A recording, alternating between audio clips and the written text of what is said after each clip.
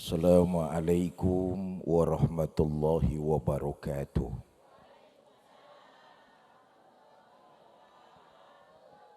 Bismillah walhamdulillah, salatu wassalamu ala rasulillah, amma ba'du.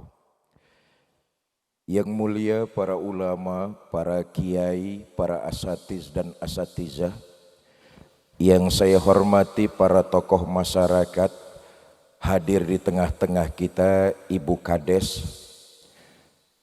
wabil khusus keluarga besar Bapak Haji Wahyu dan istri, pengurus Majelis Taklim Oman Abdurrahman, Bapak Ibu saudara-saudara kaum muslimin yang saya cintai. Alhamdulillah berkat izin dari Allah, malam ini kita dapat bertemu dan berkumpul. Mudah-mudahan pertemuan kita malam ini mendapat curahan rahmah dan berkah dari Allah Subhanahu wa taala.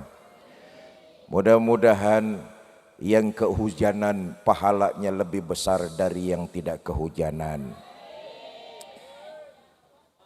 Bapak Ibu saudara-saudara, dalam Islam itu ada dalam satu tahun disebut 12 bulan. Dan dari 12 bulan ada 4 bulan yang dimuliakan oleh Allah. Iya Bu? Iya Bu? Apaan? So tahu lah. Minha arba'atun hurum. Ada 4 bulan yang dimuliakan oleh Allah. 3 bulan beriringan, 1 bulan terpisah. Yang beriringan bulan apa saja? Zulqa'dah, Zulhijjah, Muharram. Yang terpisah bulan Rajab. Terpisah tuh. Nah, kita nih kalau disuruh nyebutin bulan-bulan Hijriyah, mulut sering keserimpet.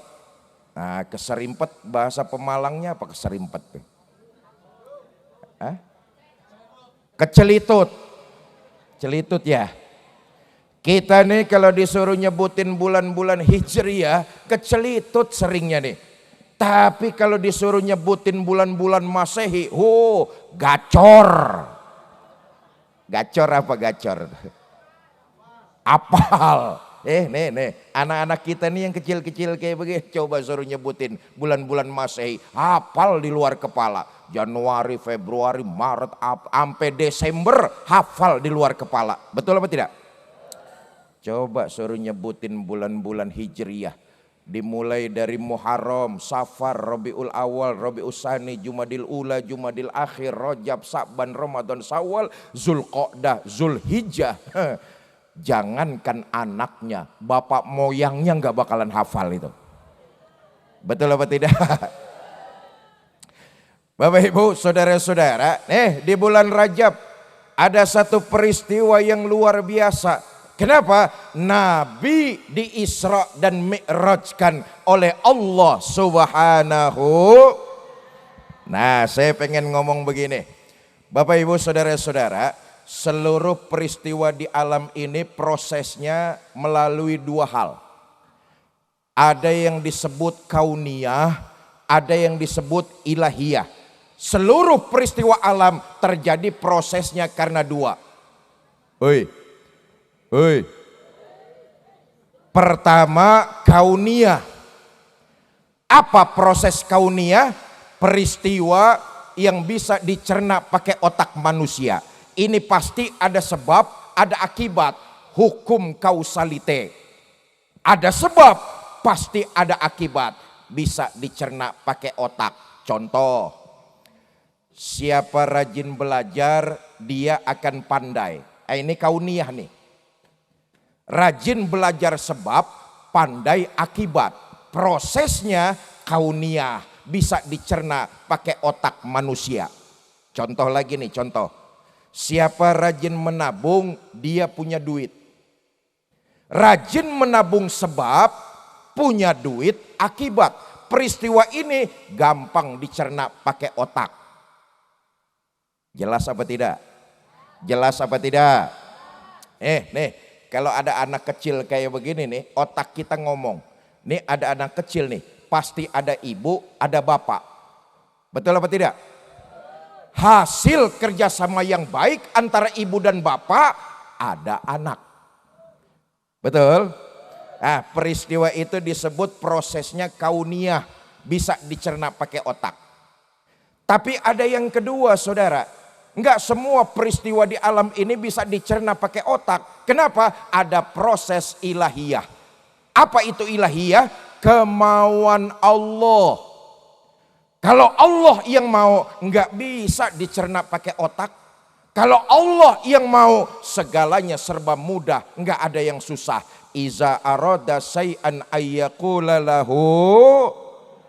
Nah, peristiwa ini enggak bisa dicerna pakai otak.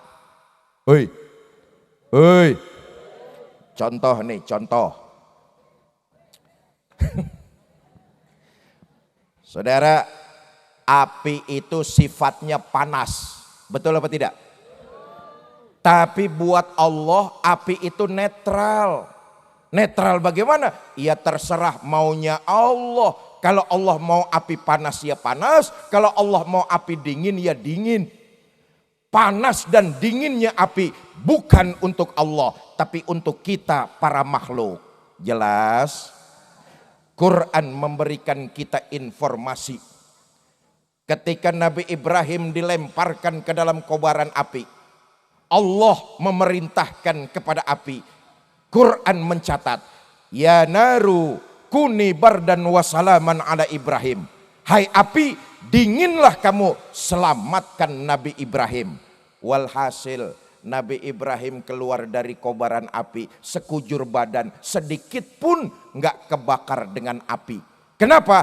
Api nurut perintah Allah. Ini peristiwa ini nggak bisa dicerna pakai otak.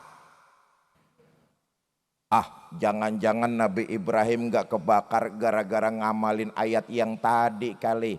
Cobain. Hei. Ntar pulang pengajian dari sini nih, udah di rumah langsung ke dapur nyalain kompor.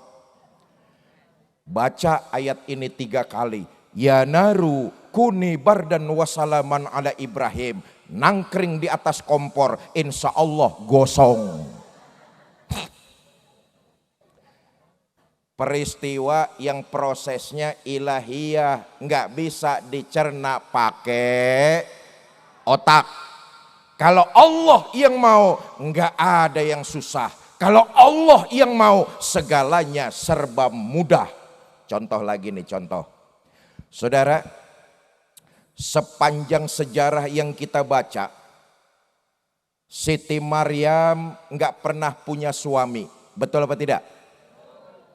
Hei, hei. Sepanjang sejarah yang kita baca, Siti Maryam nggak pernah punya suami. Tapi Allah mau Siti Maryam bisa hamil, melahirkan Nabi Isa alaihi salam. Walaupun sejarah mencatat Siti Maryam nggak pernah punya suami, tapi Allah mau Siti Maryam melendung nggak punya suami. Melendung apa bahasa Pemalang? Meteng. Sejarah kita baca kok, Siti Maryam itu walaupun nggak pernah punya suami, tapi Allah mau meteng. Meteng. Betul apa tidak? Melahirkan Nabi Isa alaihi salam. Peristiwa ini nggak bisa dicerna pakai otak. Nah, sekarang kita sayangkan di Tegal Rejo rupa-rupanya banyak juga. Kendal Rejo, saya cuman ngetes lah. Rupa-rupanya di Kendal Rejo banyak juga perempuan yang nggak mau kalah sama Siti Maryam. Bapak Ibu, saudara-saudara kaum muslimin yang saya cintai. Nah, sekarang kita lihat. Nabi diberangkatkan. Allah yang memberangkatkan. Kalau Allah yang mau, segalanya serba mudah, enggak ada yang susah. Perjalanan Isra dan Mi'raj ditempuh melewati 3 alam. Allahu Akbar. Perjalanannya jauh dan panjang, tapi ditempuh dalam waktu yang singkat sepertiga malam. 3 alam dilalui oleh baginda kita Nabi besar Muhammad. Alam nasut, alam manusia, alam kita nih. Dari mana? Qori'ah kita udah bacakan ayatnya tuh. Alam manusia dari Masjidil Haram ke Masjidil Aqsa Palestina. Itu alam manusia, alam kita. Dari alam nasut naik ke alam malakut, alam malaikat. Mana alam malaikat? Langit pertama sampai langit ke-7. Malaikat Jibril menemani junjungan kita baginda Nabi besar Muhammad sallallahu alaihi wasallam. Dari langit ke-7 Nabi tembus ke Sidratil Muntaha, alam lahut. Diceritakan malaikat Jibril nggak sanggup lagi menemani baginda Nabi menghadap Allah Subhanahu. 3 alam, alam manusia, alam malaikat, alam ketuhanan. Apa yang didapat oleh junjungan kita baginda Nabi besar Muhammad sallallahu alaihi wasallam? Turunnya perintah sholat. Nah, kita lihat lagi nih. Bapak Ibu saudara-saudara, ibadah-ibadah Allah turunkan melalui perantara malaikat Jibril. Tapi khusus ibadah sholat, Allah sendiri yang mengundang junjungan kita baginda Nabi besar Muhammad sallallahu alaihi wasallam melalui peristiwa Isra dan Mi'raj. Itu sebabnya sholat ibadah utama. Dan sholat merupakan ciri pengikut baginda Nabi besar Muhammad sallallahu alaihi wasallam. Makanya dalam satu kesempatan Nabi pernah menyampaikan begini. Awwalu ma yuhasabu bihil abdu yaumal qiyamah as-shalah. Amalan pertama yang nanti di akhirat akan ditanya adalah amalan tentang sholat. Bapak Ibu, semua kita yang hadir malam ini di majelis taklim Oman Abdurrahman, yakinlah ini semua nanti di akhirat akan ditanya tentang sholat kita masing-masing. Ini walaupun hujan-hujanan, ada nggak yang datang hari ini nih 30 orang nih? Hah? Lebih 50 orang. Lebih 5.000 orang. Campur yang goib di kebun-kebun tuh. Puluhan orang yang malam ini hujan-hujanan hadir di majelis taklim tercinta dan penuh berkah. Yakinlah semua kita di akhirat akan ditanya tentang sholat kita masing-masing. Sampean siapa? Saya Pak. Saya siapa? Saya pengikutnya Nabi Muhammad. Benar? Benar Pak. Baik, kalau sampean ngaku pengikut Nabi Muhammad, ciri pengikut Nabi Muhammad itu rukaan sujada, mendirikan sholat. Dulu waktu hidup di Kendal Rejo pernah sholat? Pernah Pak. Berapa banyak? Enggak banyak-banyak Pak, setahun cuma 2 kali. Ada di sini yang sembayangnya kayak begitu, ada? Mana dia orangnya? Ya, malam ini memperingati Isra dan Mi'raj, kita renung lalu kita hitung. Bu, kita renung lalu kita hitung. Sehari semalam Allah memberi kita waktu 24 jam. Betul apa tidak? Dalam waktu 24 jam Allah cuma minta kepada kita 5 kali lapor melalui ibadah sholat 5 waktu. Nah sekarang kita hitung. Saudara, sholat itu yang bagus, taruhlah sekali sholat waktunya 10 menit. Oh, sembayang di Kendal Rejo sekali sembayang 10 menit, cakep bener tuh. Bagus, sekali sholat 10 menit. Yang sedang-sedang 5 menit. Yang kilat khusus 2 menit. Ini cepet perangkonya gambar geledek soalnya nih. Ambil yang tengah-tengah saja. Jangan terlalu lama, jangan juga tergesa-gesa. Ini ajaran baginda Nabi nih. Jangan terlalu lama, jangan juga tergesa-gesa. Ini ajaran baginda kita Nabi besar Muhammad sallallahu alaihi wasallam. Kata Nabi begini, iza amma ahadukumun nas falyukhaffif. Kalau kamu diangkat jadi imam, ringankan sholatmu. Kenapa? Makmum di belakang kamu kekuatannya nggak sama dengan dirimu. Betul apa tidak itu? Betul lah.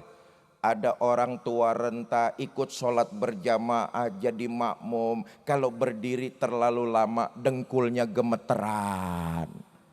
Ada nggak yang kayak begitu? Akeh. Ada orang ikut sholat berjamaah jadi makmum, selesai sholat sudah janjian mau nerima duit komisi penjualan sawah. Ada nggak kayak begitu tuh? Ada. Anak muda malam minggu janjian sama pacar, ketemunya di jembatan, selesai sholat berjamaah. Imamnya terlalu lama, turun hujan lebat, itu pacar hanyut di bawah banjir.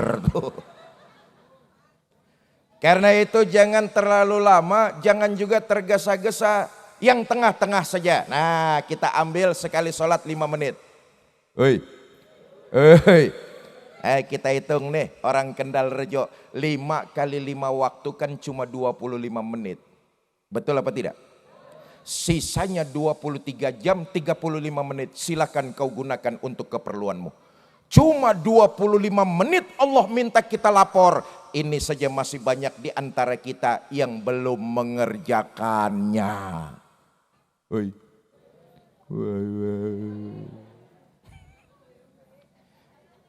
Saya bangga dan bersyukur. Tadi sempat ngobrol sama Pak Haji Wahyu, tokoh-tokoh masyarakat di sini. Ustadz, alhamdulillah orang Kendal Rejo sih sholat berjamaahnya rajin-rajin Ustadz. Apalagi kalau subuh berjamaah, masjid musola penuh sampai keluar-luar. Nggak ada yang di dalam.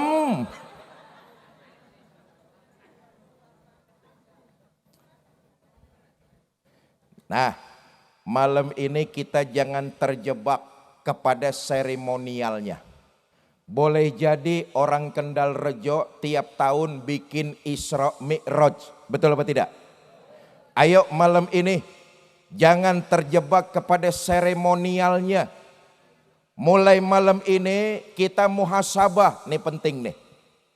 Apa muhasabah itu? Cari kelemahan diri lalu perbaiki. Agar hari ini lebih baik dari kemarin, hari esok lebih baik dari hari ini. Muhasabah, mencari kelemahan diri lalu perbaiki. Dulu waktu saya tahun 86-87 saya dibawa oleh bapak saya mondok di Jawa Timur, Jombang. Pondok pesantren Tebu Ireng. Satu hari bapak saya datang nengokin. Allah yarham ke Haji Zainuddin MZ. Bapak saya. Bapak saya. Bapak saya. Saudara kenalkan sama Kiai Zainuddin MZ? Kenalan di mana sampean? Sok kenal.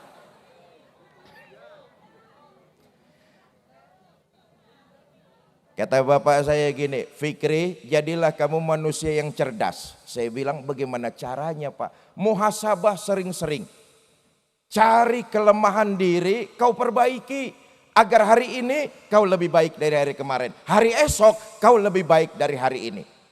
Cari kelemahan dirimu sendiri, lalu kau perbaiki. Ini saya renungin. Ternyata bahasa Jermannya angel.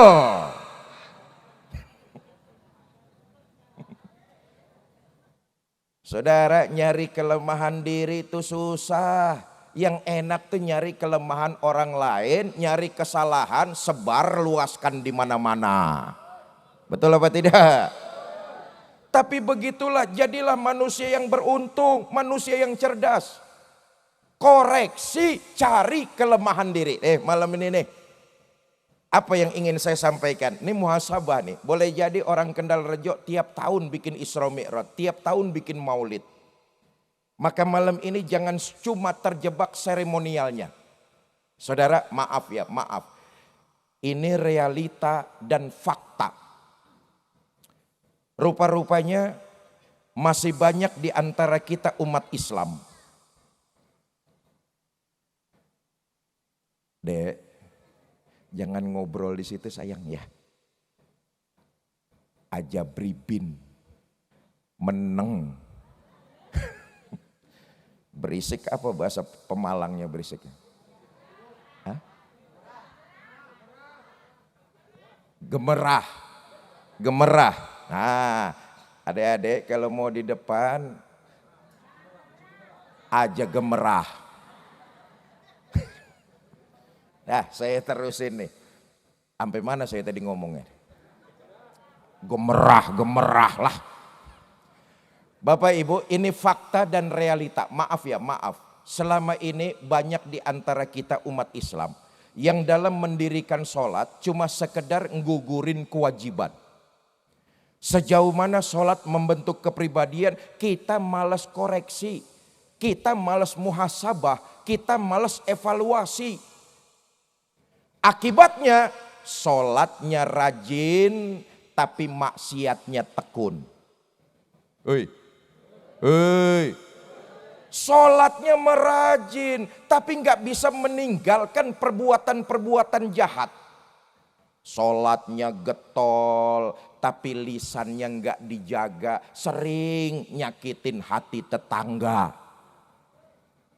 Bukan di Kendal Rejo, di tetangga desa. Tetangga desa tuh orangnya sholatnya rajin-rajin saudara. Tapi lisannya, omongannya, mulutnya, cocotnya. Cocot apa cocot? Cangkem. Sholatnya rajin tapi lisannya nggak bisa dijaga, seneng nyakitin hati tetangga. Tuh di desa sebelah. Desa sebelah. Saya tanya, orangnya pindahan dari Kendal Rejo katanya nih. Pada baiklah. Ayo, berapa banyak di antara kita yang mendirikan ibadah sholat tapi terjebak hanya menggugurkan kewajiban. Sholat itu bukan cuma sekedar mengerjakan kewajiban, tapi lebih dari itu adalah menjadi jembatan agar kita melakukan perbaikan. Ingat, puncak tertinggi dari didirikannya ibadah sholat, inna sholata tanha anil fahsya, tercegah kita dari perbuatan keji dan munkar. Tapi karena sholatnya cuma sekedar menggugurkan kewajiban, perbuatan keji dan munkar selalu saja kita lakukan setiap hari dan setiap saat. Malam ini muhasabah kita, jangan terjebak kepada ritualnya saja. Saudara, perbuatan keji adalah perbuatan yang hanya dilakukan oleh binatang buas. Maka pantas Imam Ghazali menjelaskan, dalam setiap diri kita nih manusia ada satu sifat yang disebut dengan sifat bahimiyah. Apa itu sifat bahimiyah? Perilaku dan perbuatan binatang buas. Hanya dengan ibadah sholat kita bisa mengendalikan perbuatan itu agar tidak muncul dalam diri kita. Ternyata perbuatan kita bisa lebih buas daripada binatang buas. Coba lihat saja, sebuas-buasnya harimau, belum pernah kita lihat ada harimau membunuh anaknya sendiri. Betul apa tidak? Tapi kita manusia ini lebih buas dari harimau. Berapa banyak bapak yang membunuh anaknya sendiri? Berapa banyak ibu yang membuang bayinya di pemantang sawah? Atau berapa banyak di antara anak yang tega menggorok leher bapak ibunya sendiri? Betul apa tidak? Yang tidak bisa dilakukan binatang buas sekalipun, kita manusia sanggup melakukannya. Nauzubillah min. Sebuas-buasnya bajing, dari dulu makanannya cuma kelapa. Belum pernah saya dengar ada bajing makanannya getuk. Betul. Tapi bajingan, enggak cuma getuk yang dimakan, BLT disunat, bansos disikat. Betul apa tidak? Lebih buas, lebih keji daripada binatang buas sekalipun. Saudara lihat ini, sebuas-buasnya ayam jago, dari dulu yang diperkosa selalu ayam biang. Belum pernah saya dengar ada ayam jago memperkosa ayam itik. Tapi lihat kita manusia lebih buas dari ayam jago. Berapa banyak aki-aki yang dengan sengaja menodai gadis di bawah umur. Ada apa enggak? Banyak. Yang enggak sanggup dikerjakan binatang, kita sanggup melakukannya. Hanya dengan ibadah sholat, target itu bisa tercapai. Terhindar kita dari perbuatan keji dan munkar. Maka pantas ya, dalam satu riwayat, kita semua ini nanti di akhirat dinisbatkan kepada perbuatan binatang-binatang buas. Nauzubillah, summa nauzubillah. Nisbatnya kepada binatang buas. Ada orang dibangkitkan di akhirat, badannya manusia tapi mukanya muka macan. Kenapa? Karena waktu hidup di Pemalang perbuatannya persis perbuatan macan. Apa perbuatan macan? Mau menang sendiri, ngerasa bener, nggak mau dengerin omongan orang, egois, mau menang sendiri. Ayo, orang banyak nggak sifatnya kayak begitu tuh? Macan, macan, macan. Nauzubillah min. Ada lagi orang dibangkitkan di akhirat, badannya manusia tapi mukanya muka monyet. Ibu tahu monyet? Taunya jangan melototin saya lah. Kenapa? Karena hidup di Jawa Tengah perbuatannya persis perbuatan monyet. Apa perbuatan monyet? Tamak, rakus, serakah. Orang banyak enggak yang kayak begitu tuh? Orang banyak enggak yang kayak begitu tuh? Monyet, monyet. Coba lihat saja, monyet kasih pisang dimakan, kasih lagi tangannya megang, kasih lagi kakinya nyekel, mulut ngunyah, tangan megang, kaki nyekel. Temennya kita kasih masih dirampas juga, monyet. Monyet. Selama di Pemalang masih bergentayangan mental monyet, selama di Jawa Tengah masih berseliweran perbuatan monyet, selama di Indonesia masih dikuasai mental-mental monyet, maka kesejahteraan dan kemakmuran rakyat hanya akan tinggal kenangannya saja. Kenapa? Yang kaya bertambah kaya, yang miskin tambah sengsara. Sebab apa? Mental ya terusin aja sendirilah. Nauzubillah min. Ada lagi orang dibangkitkan badannya manusia tapi mukanya muka tikus. Allahu Akbar. Badannya manusia, muka tikus. Kenapa? Hidup di Kendal Rejo perbuatannya persis perbuatan tikus. Apa perbuatan tikus? Ngerogoti barang yang disimpan rapi-rapi. Binatang pengerat, musuh petani. Betul apa tidak? Apa saja disimpan digerogoti oleh tikus. Coba aja lihat. Uang rakyat disimpan baik-baik di bank, digerogoti tikus. Tikus. Beras rakyat disimpan baik-baik di Bulog, digerogoti. Tikus. Tikus.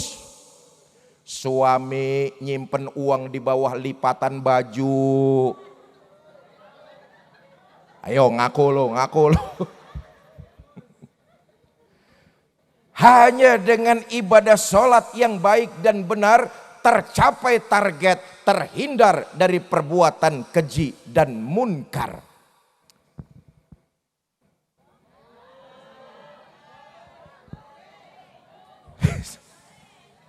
Ini pidatonya sampai jam berapa nih?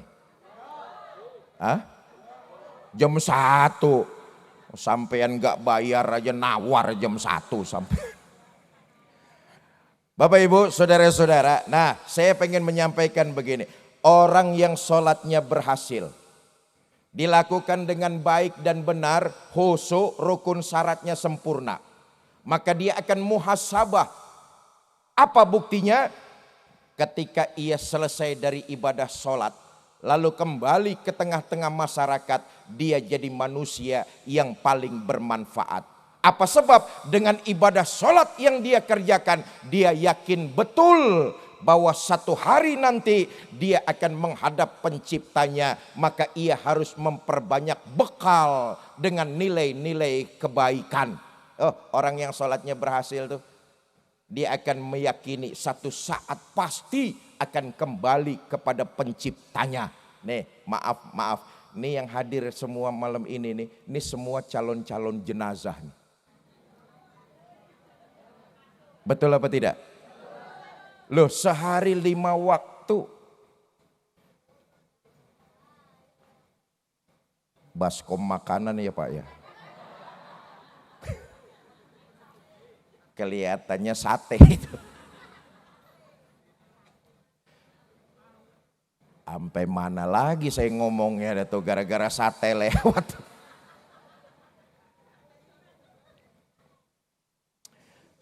Bapak Ibu, bukankah sehari semalam lewat sholat kita ikrar? 5 kali kita ikrar. Inna sholati wa nusuki wa mayahya wa mamati. Itu artinya orang yang sholatnya berhasil, dia sadar betul satu saat dia akan pasti menghadap penciptanya, Allah Subhanahu wa ta'ala. Nih, makanya tadi saya bilang semua yang hadir di sini nih calon-calon jenazah. Semua pasti bakalan mati. Betul apa tidak? Ada orang Kendal Rejo hidup terus-terusan. Calon-calon modiar. Hoi. Nabi kita, Nabi besar Muhammad sallallahu alaihi wasallam. Ayo lihat sejarah. Beliau wafat umurnya 63 tahun. Betul apa tidak?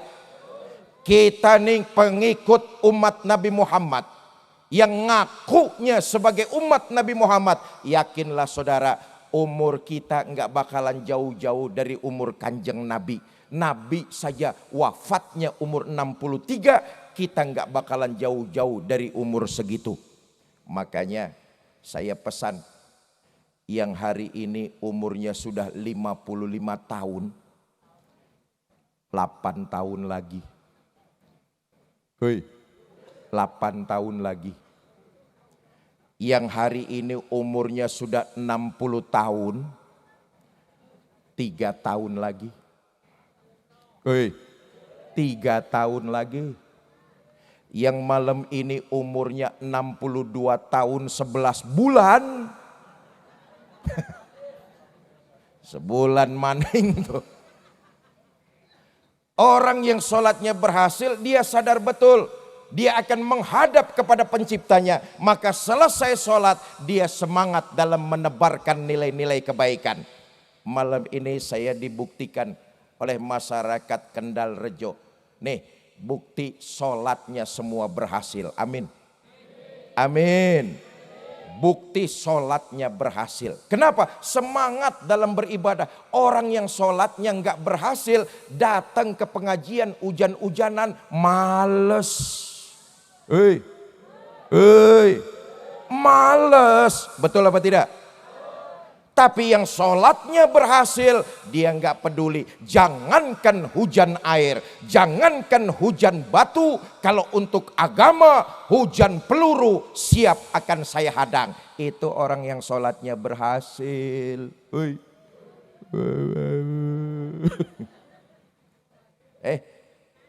Orang yang sholatnya berhasil, dia sadar betul kok. Akan memperbanyak bekalnya ketika menghadap penciptanya. Nah, tadi saya katakan semua kita pasti bakalan mati. Enggak ada yang enggak mati. Kullu nafsin za'iqatul maut. Ketua panitia bakalan mati apa tidak? Mati. RT bakal mati apa tidak? Mati. Bu Kades bakal mati apa tidak? Mati. Saya yang lagi diri di sini bakal mati apa tidak? Sentimen sampai. Saudara, hari itu semua kita akan mengalami kok.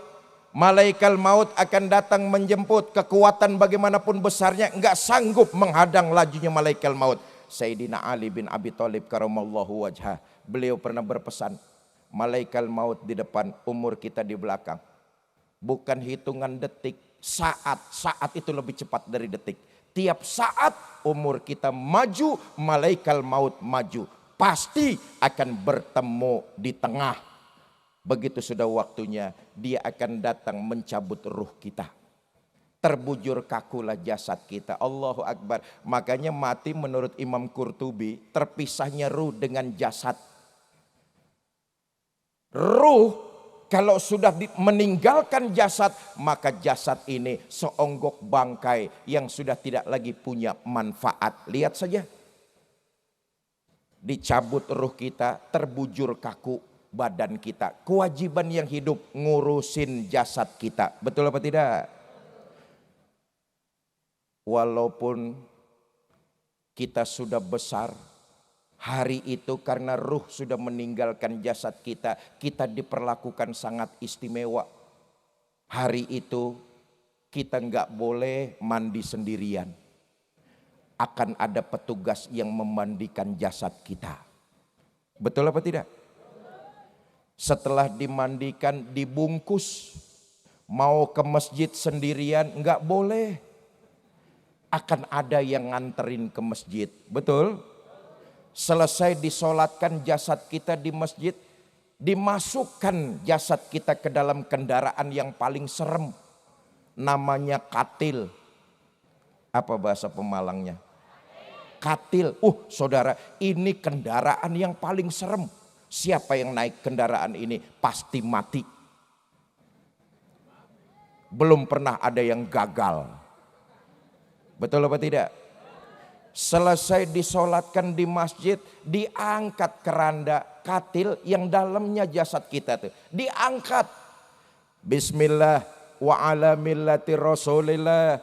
La ilaha illallah. Dibawa kita. Kemana? Pulang kampung. Semua bakalan pulang kampung. Pulang kampung. Kata Nabi, hari itu yang nganterin kita cuma 3. Ahluhu wa maluhu wa amaluhu. Keluarga, harta, amal perbuatan kita. Yang baik dan buruk itu ngikut nganterin kita ke kuburan. Tapi sayang yang 2 pulang. Apa yang pulang? Ahluhu wa maluhu. Keluarga dan harta pulang. Harta yang kita cari siang malam pagi sore. Boleh jadi rumah megah, kendaraan mewah, harta berlimpah. Kecuali yang kita sedekahkan di jalan Allah. Semua itu gak akan ikut masuk ke dalam kubur bersama kita. Hanya akan kita tinggalkan. Dan boleh jadi itu akan jadi rebutan ahli waris kita saja. Betul apa tidak? Keluarga yang katanya sayang benar sama kita, enggak seorang pun mau nemenin kita masuk ke dalam kubur. Pak,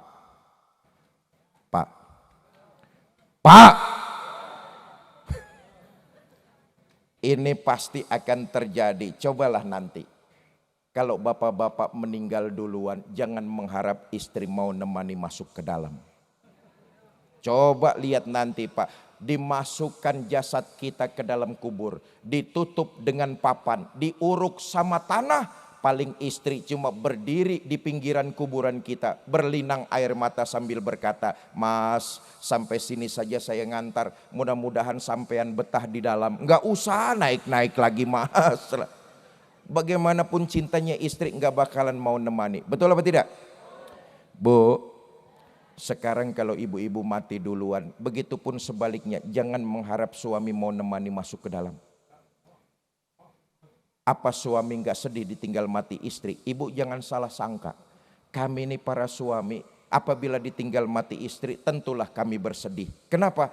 Kami para suami menjadikan istri belahan jiwa, pelipur lara. Pret. Apa suami nggak nangis ditinggal mati istri? Ibu jangan salah sangka, kami ditinggal mati istri bercucuran air mata.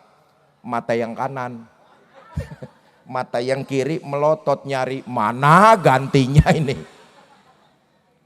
Nyatalah hari itu yang menemani kita adalah perbuatan yang kita lakukan di alam dunia. Yang baik dan yang buruk itulah yang akan kita bawa dan kita pertanggungjawabkan di hadapan Allah. Maka sekali lagi, orang yang sholatnya berhasil, dia sadar betul.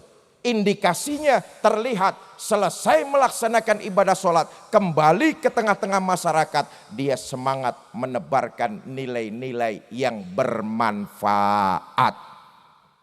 Sekecil apapun perbuatan orang beriman dicatat sebagai sebuah ibadah, dilipat gandakan pahalanya di sisi Allah Subhanahu wa taala. Dah, saya tutup. Saudara, contoh dan teladan kita adalah baginda Nabi besar Muhammad. Nabi bukan cuma ngajarin sholat, tapi Nabi nyontoin bagaimana sholat kalau sudah dikerjakan, kembalilah ke tengah-tengah masyarakat dengan membawa nilai-nilai yang bermanfaat. Nabi nyontoin. Ada satu riwayat saudara. Di pojok kota Madinah ada Yahudi tua buta. Nabi datang ke sana berbuat baik. Ini cerminan sholatnya luar biasa. Selesai ibadah sholat, kembali ke tengah masyarakat, tebarkan kebaikan kepada siapapun juga. Nabi datang kepada Yahudi tersebut berbuat baik. Apa yang Nabi lakukan? Nabi nyuapin makanan. Hei, Nabi berbuat baik, nggak pernah pilih kasih dan pandang bulu.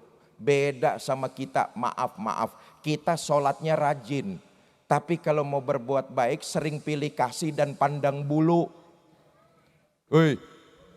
Kalau berbuat baik sering pandang bulu, yang enak yang banyak bulunya. Siapa? Monyet. Ngapain saya bantuin kamu? Kamu bukan keluarga saya. Ngapain saya tolongin kamu? Wong kemarin kamu nggak nyoblos saya. Orang yang sholatnya berhasil, Nabi mencontohkan, bukan cuma sekedar mengajarkan. Datang ke Yahudi, berbuat baik sama Yahudi, Nabi suapin makanan. Allahumma sholli wa sallim wa barik alaihi. Sekarang kita lihat nih, saudara, Nabi itu aslinya orang Mekah. Betul apa tidak?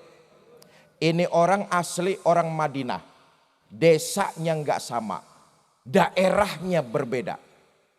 Nabi pemimpinnya orang beriman. Ini orang Yahudi kelotokan. Agamanya juga nggak sama. Tapi Nabi mengajarkan dan mencontohkan, berbuat baiklah kepada siapapun juga. Nabi nyuapin makanan. Ini Yahudi karena dia buta, cuma mengandalkan pendengaran. Lagi enak-enaknya disuapin sama Nabi. Yahudi dengar di depannya ada orang lewat, berdiri pidato Yahudi. Mas, yang barusan lewat di depan saya, hati-hati kalau ketemu Muhammad. Jangan dipercaya omongannya, Muhammad tukang bohong. Allahu Akbar. Padahal yang lagi nyuapin dia itu junjungan kita baginda Nabi besar Muhammad sallallahu alaihi wasallam. Apa Nabi berhenti berbuat baik? Enggak, ini cerminan nih. Orang yang sholatnya berhasil, ketika ia berbuat baik, lalu dicaci, ada penghadangan, dimaki, dibuli, dia nggak akan berhenti dalam berbuat kebaikan. Nabi terus nyuapin Yahudi tersebut. Besok Nabi datang lagi, nyuapin Yahudi tersebut. Lagi enak-enaknya disuapin sama Nabi, Yahudi dengar lagi di depannya ada orang lewat, berdiri pidato. Mas, yang barusan lewat di depan saya, hati-hati kalau ketemu Muhammad. Jangan dipercaya omongannya, Muhammad tukang sihir. Nabi terus nyuapin dengan penuh kelembutan. Allahumma sholli wa sallim wa barik. Sholatnya berhasil. Sholatnya Saya tanya orang Kendal Rejo nih, kira-kira masih mau nyuapin gak kalau yang kita suapin caci maki kita? Hah? Suapin aja terus, tapi makanannya campurin racun dikit. Orang yang sholatnya berhasil, dia sadar betul sehari semalam sedikitnya 5 kali dia memperbaharui ikrarnya kepada Allah. Satu saat dia pasti akan kembali, karena itu memperbanyak bekal dengan semangat menebarkan nilai-nilai kebaikan. Ya, jangan cuma terjebak kepada ritualnya saja. Mulai malam ini kita memperingati Isra dan Mi'raj, sedikit demi sedikit kita perbaharui kualitas sholat kita. Agar apa?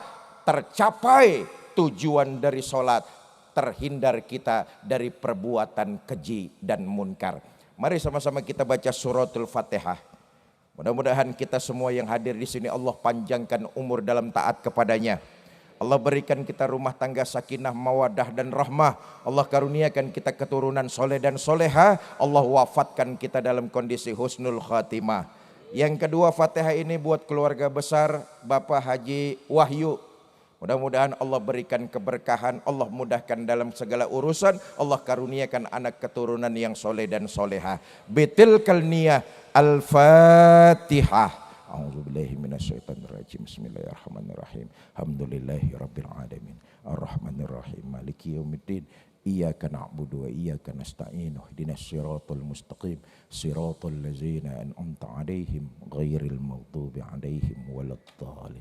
Rabbighfir lana wa liwalidayna amin. Ini saja yang dapat saya sampaikan, mudah-mudahan ada manfaat, lebih kurang saya mohon maaf. Wallahul muwaffiq ila aqwamit thoriq. Assalamualaikum warahmatullahi wabarakatuh.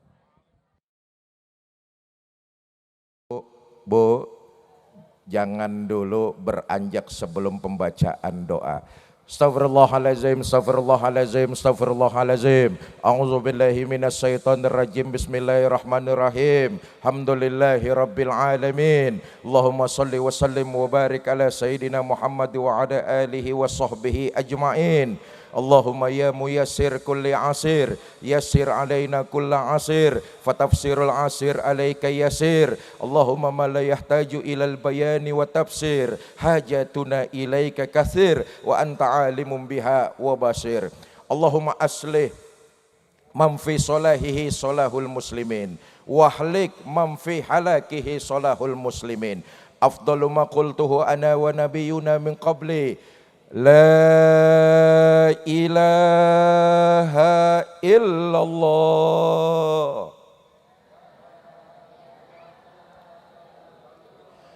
la ilaha illallah,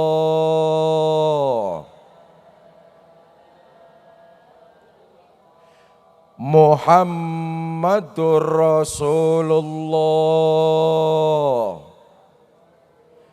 Kalimatun haqqin 'alaiha nahya wa 'alaiha namut wa 'alaiha nub'atsu insyaallahu minal aminin, minal aminin, minal aminin. Allahumma arinal haqqa haqqa warzuqna ittiba'a wa arinal batila batila warzuqna ijtinaba. Rabbighfir lana wa liwalidayna warhamhuma kama rabbayana shaghira wa li jami'il muslimina wal muslimat, mu'minina wal mu'minat, al ahya'i minhum wal amwat. Rabbana atina fid dunya hasanah wa fil akhirati hasanah wa qina azabannar. Wa sallallahu ala sayyidina Muhammad wa ala alihi wa sahbihi wasallam. Wa akhiru da'wana anil hamdulillahi rabbil alamin.